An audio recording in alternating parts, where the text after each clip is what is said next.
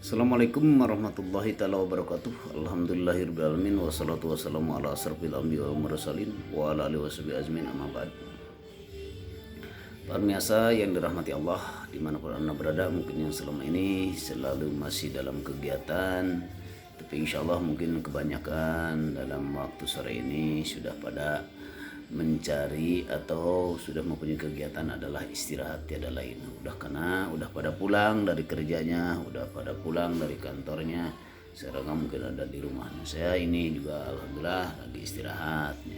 Saya akan bikin lagi video tentang pengajian, yaitu adalah pengajian tentang masalah babakan kolbu atau babakan hati. Nah, di siang ini saya akan membahas tentang masalah ciri maut hati. Imam Athaillah telah berkata dalam kitab Hikam, Bismillahirrahmanirrahim. Wa min alamati mautil qalbi adamu al-hiznu ma fataka minal muwafaqati wa tarkun nadam ala ma fa'altuhu min wujudil jalat. Nah, ini ciri-cirinya tentang menjelaskan ciri-cirinya orang yang maut hatinya itu adalah ada beberapa yang kita harus dibahas, yaitu cirinya mautnya hati itu adalah 3, yaitu pertama, di dalam dirinya tak merasa prihatin. Prihatin dari apa? Karena prihatin tak bisa merasa taat. Nah, bila mana kita tak bisa melakukan sholat atau ngaji atau dzikir atau baca Quran, di dalam hatinya itu tak merasa prihatin, saya ini tak bisa ngaji, saya ini tak bisa melakukan pengajian atau sholat atau yang lainnya, itu dalam hati kita harus merasa prihatin. Nah, itu kalau misalkan tak ada yang rasa prihatin dalam hatinya, itu ciri-cirinya orang yang maut hatinya atau meninggal hatinya. Yang kedua, tak bisa melakukan apa? Tak merasa sedih ketika kita melakukan kesalahan.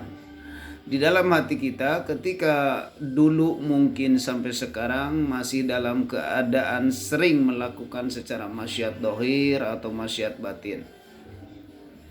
Maksiat dohir adalah kita yang selalu melakukan apapun lah yang dikatakan maksiat, yang mungkin masa lalu, mungkin sekarang sudah berhenti. Nah, di dalam hatinya walaupun keadaan seperti apapun itu, misalkan masih belum ada kesedihan,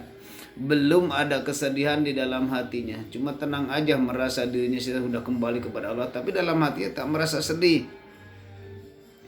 Nah, itu tak merasa sedih. Kenapa tak merasa sedih? Karena itulah ciri-cirinya orang yang keras atau mati hatinya. Yang ketiga, selalu kita bercampur dengan orang yang selalu maksiat atau yang selalu mati hatinya. Ibaratnya seperti apapun, sering kita ngobrol arta Nabi persatuan, tapi yang selama ini kebanyakan di dalam hatinya jauh yang orang yang goplah istilahnya, yang selalu lali kepada Allah.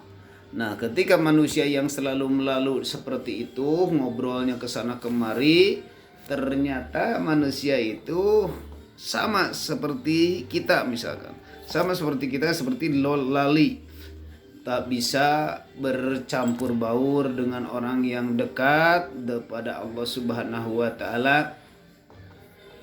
Yaitulah ciri-cirinya orang yang mati hatinya. Nah, makanya kita setiap orang bila mana kita harus merasa sedih. Nah, ada juga yang bila mana nih ada yang 3 perkara juga, ciri-cirinya orang yang melakukan atau hidup hatinya. Nah, ciri-cirinya orang yang hidup hatinya selalu merasa. Nah, ini ada 3. 1, tapa dari perkara dunia, tegesna di dalam hatinya tidak selalu nyantel kepada dunianya. Kalau kita yang selalu ada di dalam hati kita selalu nyantel aja kena urusan dunia apapun, mungkin dengan mobil, mungkin dengan motor, mungkin dengan setiap urusan dunia selalu dimasukkan dalam kolbu. Karena kolbu itu misalkan kalau kita sudah dihilangkan, tegasna syahwat-syahwat dunia di dalam surat Al-Imran ayat 15 kalau nggak salah. Itu zuyyina linnasi hubbus syahawat minan nisa. Nah, kesana minan nisa wal banina wal qanatil muqantarati al ayah. Nah, di situ kalau selalu dicantelkan antara yang seteru di antara istri atau anak atau harta atau kemewahan, selalu dicantelkan, nah itu cirinya mati. Nah, kalau itu semuanya dihilangkan di dalam hati, yang ada cuma itu urusan di dalam pikiran aja.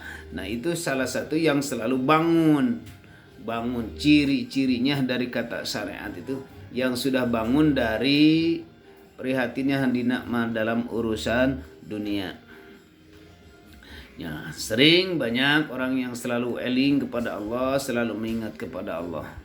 Yang keduanya itu adalah ciri-cirinya orang yang selalu hidup hatinya itu tiada lain, selalu hidup hatinya selalu ketungkul dengan melaksukan dzikir. Karena tidak lepas, karena dalam dirinya selalu ingat kepada Allah. Kemanapun kita pergi, kemanapun apapun kita dikerjakan, selalu mengingat kepada Allah. Nah, apalagi kalau selalu mengaplikasikan tingkatan-tingkatan dzikir.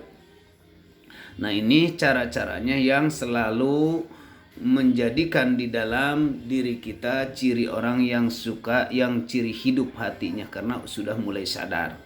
Nah, insya Allah bila mana manusia seperti itu akan dibimbing oleh Allah dengan tambah-tambah keyakinan.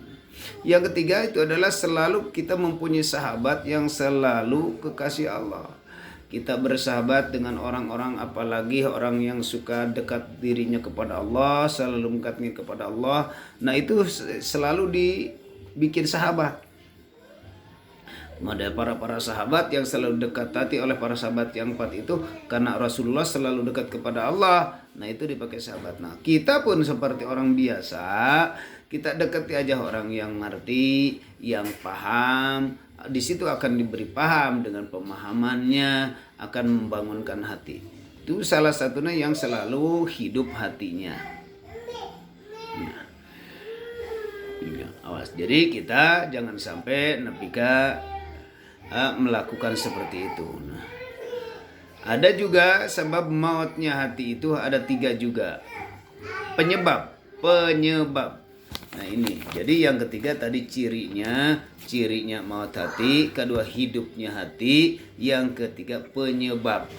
Penyebab dzikir ayeuna penyebab matinya hati itu ada pertama yaitu hubud dunia, terlalu cinta, terlalu elok keindahan dunia.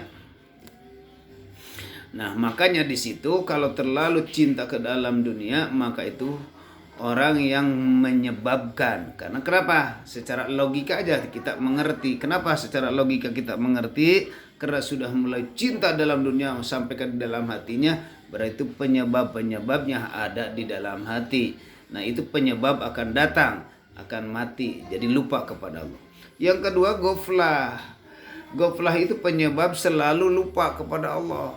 Sebelum lupanya bagaimana? Jadi kita polos aja, tak merasa itu oleh dihidupi Allah, tak merasa diperani oleh Allah, maka sampai ke seperti apapun, apalagi kalau sudah dunia, lupa diri, suka anggahota melepaskan diri kita untuk melakukan maksiat kepada Allah. Nah, itu salah satu di antara ciri-cirinya, penyebabnya adalah antara berdua. Nah, satu yaitu adalah maut hatinya, sababnya yaitu terlalu cinta kepada dunia. Yang kedua adalah goflah. Yang ketiga melepaskan anggota kita badan dipakai maksiat. Nah, itu penyebab. Kalau kita udah mulai terjun ke dunia gelap atau ke dunia maksiat, atau kita melakukan seperti apapun, maka disitulah cari kesenangan cuma ukur di dunia doang. Cari kesenangan di dunia jadi lupa kepada Allah. Nah, itu ciri maut hati. Sebab maksiat ngejalma, ciri-cirinya bakal celaka itu. Seperti orang yang bisa melakonan, bisa taat, jadi cirinya bakal bahagia, atau jalan masalah maksiat akan datang ke celaka. Lupa diri itu. Maka hatinya kalau sekarang kita harus dihidupkan mulai zikir, mulai dengan kesadaran, tiada lain kita hanya harus selalu memohon kepada Allah dengan petunjuk-petunjuknya. Datangilah secara para guru agama yang bertauhidnya, yang berilmu, insya Allah di situ akan menjadikan kita mempunyai bimbingan.